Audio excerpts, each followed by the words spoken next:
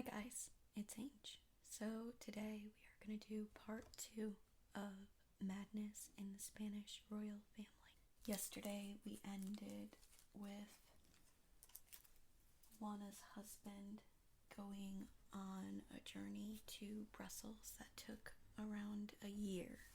Isabel was gambling on Philip's love and concern for his wife, but she miscalculated, and Philip was perfectly prepared to leave Juana behind in Spain and go home alone. Juana became hysterical when she learned of her husband's intentions, but no dramatics and tears and wailing and begging, in fact nothing, could make Philip set aside his plans. Philip left Spain on December 19th in 1503, and it took him more than a year to travel his way through France, Switzerland, Bavaria, and Savoy, and he finally reached his home. Juan de Fonseca came to the royal castle of La Moda when Juana was staying, and he tried to calm her down, but she threatened him with death or torture for foiling her attempts to leave Spain and return to Philip.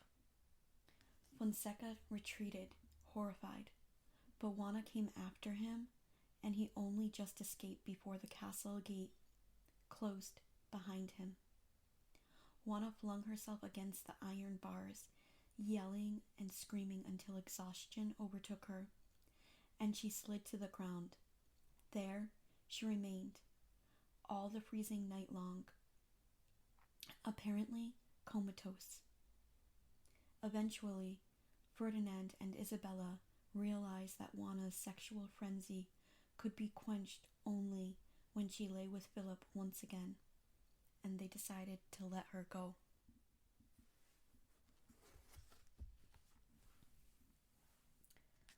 Juana returned to Philip in April 1504, but their reunion did nothing to restore her senses. Philip had seen to that. He had taken a new mistress, and Juana went wild, searched out a pair of scissors, and seizing the woman by the hair, proceeded to scalp her. The mistress fled, bleeding and almost bald. Philip arrived after exchanging insults with Juana. He hit her about the face. Even Juana was pulled up short by that. She subsided, retiring to bed for several days, but she did not remain quiescent for long. Juana's retinue included a number of Moorish slaves who had accompanied her when she first went to Flanders in 1496. These slaves seemed like devils with their dark, fierce faces, scored by ritual marks, and their skill with love potions and seductive perfumes. Philip decided to get rid of them. Juana refused to let them leave, but Philip threw them out anyway. A savage argument ensued with Juana's full battery of insults and curses deployed. Philip was no slouch with the swear words, fought back in kind. In protest, Juana went on a hunger strike. He let her starve and ignored her pleas when she began hammering on the floor of her bedroom, which was situated above his. After a while, Juana graduated to pounding the floor with a rock, then set about it with a knife. The assault lasted all night and next morning, when Philip finally came up to confront her. He found her exhausted, but still defiant.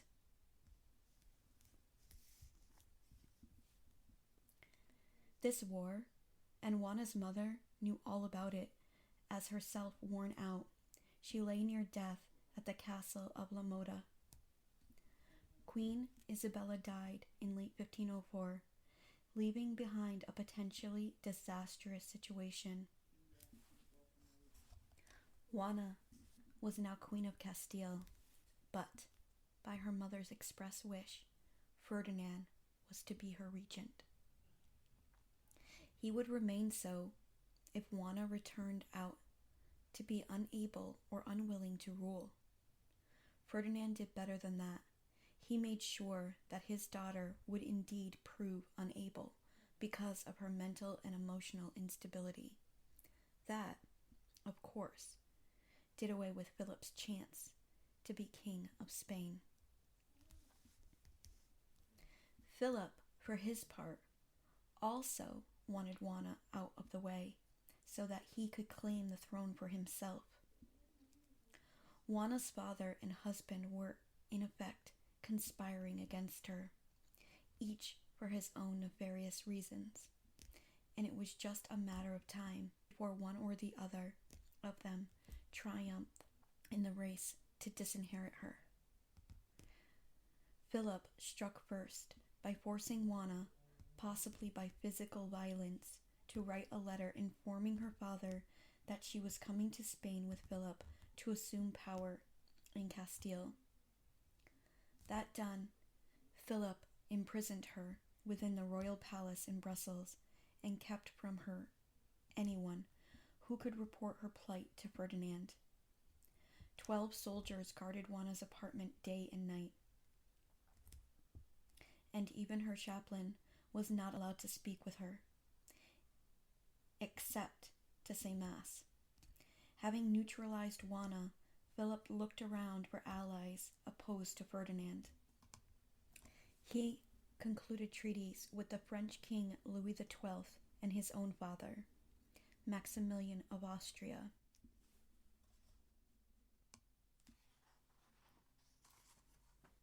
In which all three signatories vowed to prevent Ferdinand ruling in Castile.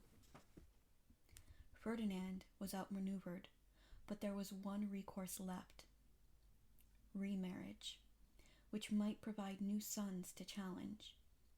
Philip, in a move that also undercut Philip's new alliance, Ferdinand went to France, his old enemy, for his second bride, and, in October 1505, his proxy wedding to Germaine, the French king's niece, was solemnized. Now it was Philip's turn to be outmaneuvered, and this time, to his dismay, Juana refused to play his game.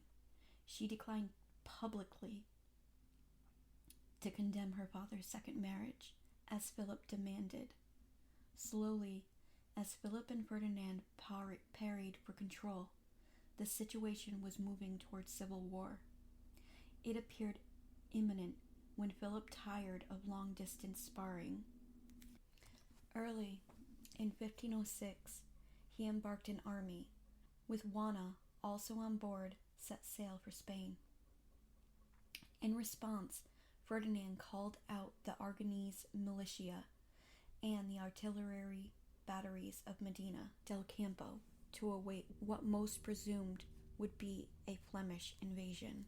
When Philip's fleet docked at Corunna in the northwestern corner of Spain, Ferdinand realized that his forces were greatly outnumbered and outgunned. He resorted to what he knew best: guile. Before long, news reached Philip that the troop movements were underway in the Andalusia to the south of Leon to the northwest, and that Ferdinand's army was slowly approaching his own.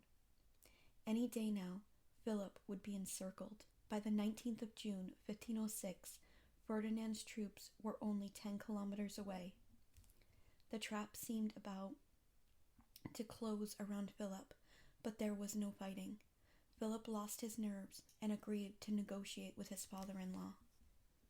The result of their meeting was a pair of treaties, the first containing an argument that Ferdinand would withdraw his troops from Castile. The second was a secret arrangement whereby Juana would never be permitted to rule. The ink on his signatures was barely dry before Ferdinand reneged and declared that he had agreed to the treaties under duress, and that Juana was the rightful monarch of Castile, after all. Meanwhile, Philip thought he had won, unaware of the old fox's reputation for cunning. Philip proceeded with his plans to park Juana out of the way, But Juana was no longer easy prey. She had come to suspect that anything Phillip said or did was in her worst interests, and, besides, she very much wanted to be reconciled with her father, whom she adored. To accomplish this, she needed to escape. Her first 2 attempts failed, but her third bid to foil Phillip, using a different tactic, was more successful.